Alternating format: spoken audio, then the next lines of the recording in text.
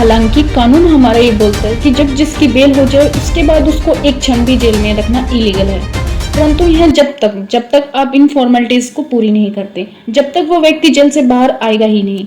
अगर आपका कोई भी दोस्त, परिजन या परिवार या कोई भी सदस्य हो जो जेल में बंद है, तो आप उसके लिए बेल लगाते हैं।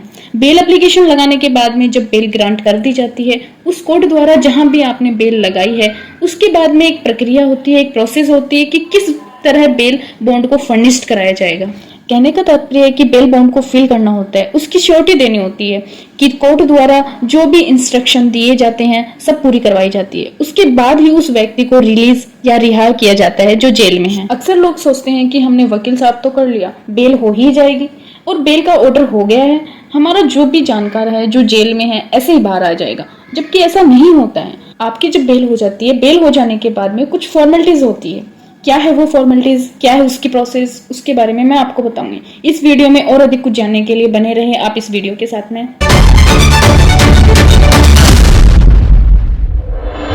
हेलो एवरीवन, आप सभी का स्वागत करती हूँ अपने इस यूट्यूब चैनल में जिसका नाम है लॉ स्टडी।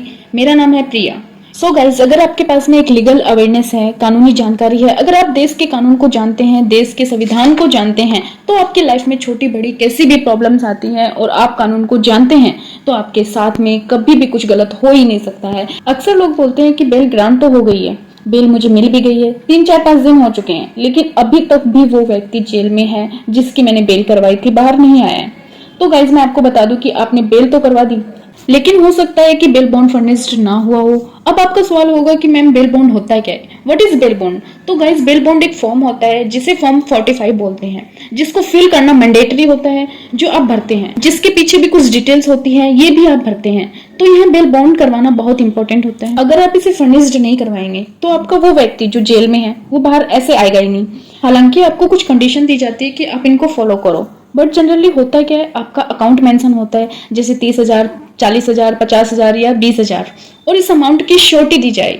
और साथ में एक गारंटर भी होता है, मतलब जो आकर बेल देता है वो व्यक्ति होता है, उस व्यक्ति के आधार कार्ड की फोटोकॉपी लगती है। इस 45 फॉर्म को भरा जाता है, कौन उसकी जमानत दे रहा है, कौन उसकी जमानत ले रहा है, मजिस्ट्रेट साहब का नाम लिखा जाता है, साथ में आप एफडी दे रहे हैं या गाड़ी की आरसी दे रहे हैं, ये सब फिल होने के बाद में आपके सिग्नेचर होते हैं और इसी को डॉक्यूमेंट के साथ में प्रेजेंट किया जाता है मजिस्ट्रेट साहब के सामने।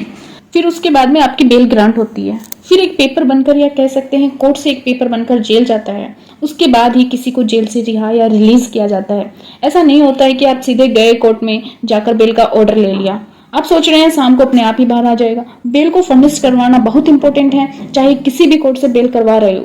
कोर्ट ये कहता है कि आपके जितने भी क्रिमिनल मामले हैं उनमें बेल करवाना बहुत इंपॉर्टेंट है। सो गाइज, आई होप आपको ये वीडियो पसंद आया होगा। फिर हमसे मुलाकात होगी नेक्स्ट वीडियो में। Thank you guys.